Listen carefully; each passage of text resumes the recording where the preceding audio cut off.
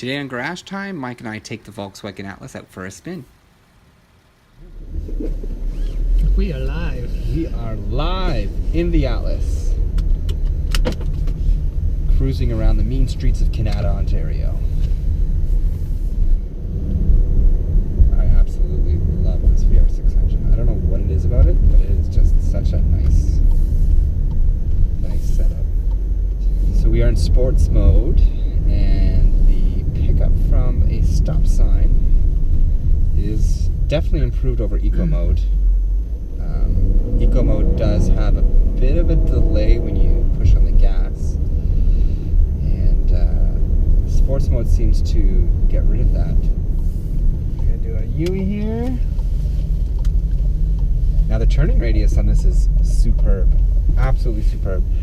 I've owned a Ford Escape, and it's a fairly decent sized vehicle now. I'm talking Ford Escape before they've turned it into a mini compact SUV, but when it was a boxy SUV. And I thought that had a good turning radius, but the Atlas has a great turning radius. And considering how wide and chunky it is, it's quite surprising. Yeah, I mentioned I do feel a little small in this vehicle. I'm a tall guy, big guy, but the hood seems to go on forever. Yeah, it's nice. It's definitely not one of those vehicles where you just see windshield and road. You definitely get to see the chiseled, muscular hood. And it kind of reminds you that you're a bit bigger and you have a bit more priority on the road.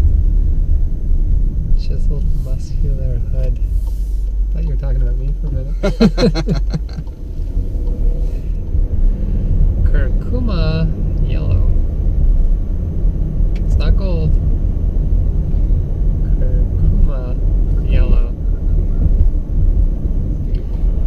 Hit resume. Turns. Follow him. Well, essentially. So the vehicle's braking itself by itself, and it gets to about 4 or 5 feet. It's kind of a very uncomfortable feeling because you're definitely not doing anything. My foot is literally just touching the brake. Okay, and then the vehicle in front of me did move, and it left the brakes on. Oh, and now it's trying to take off. So definitely, the adaptive cruise control is a bit of a... Well, you had it set at 100 and we were turning. Yes, so that might not be a good idea. That could totally be a user type of issue. Or maybe it's just getting used to this kind of system, right? Like, I think we trust these things to the point where we start to assume that it knows what we're thinking, right? So to Mike's point, it was set for 100.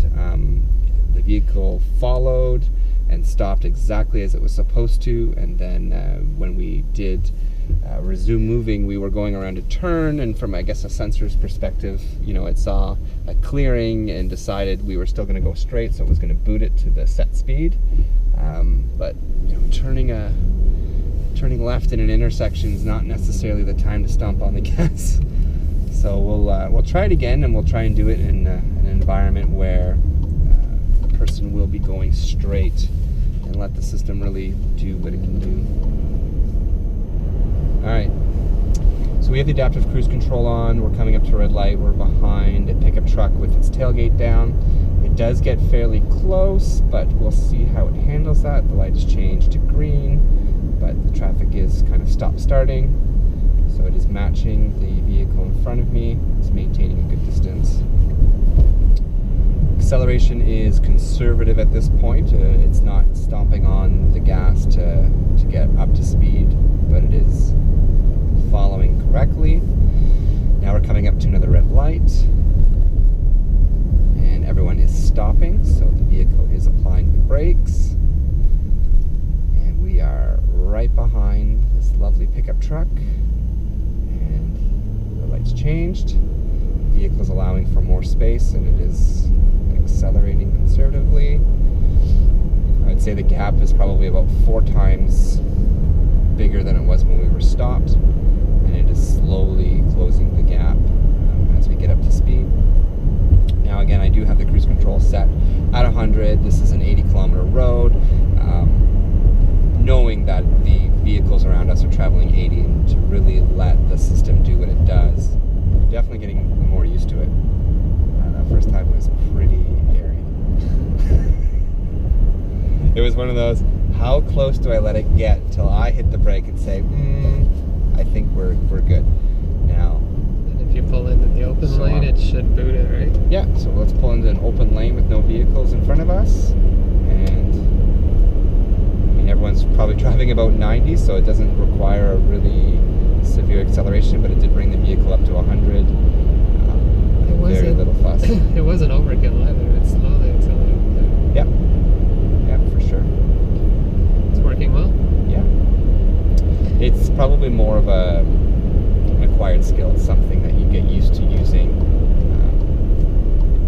It's not perfect. It's quirky, but I think they've built more safety in than anything else. So the whole not starting right when we thought it would start and having to intervene, that's probably for safety.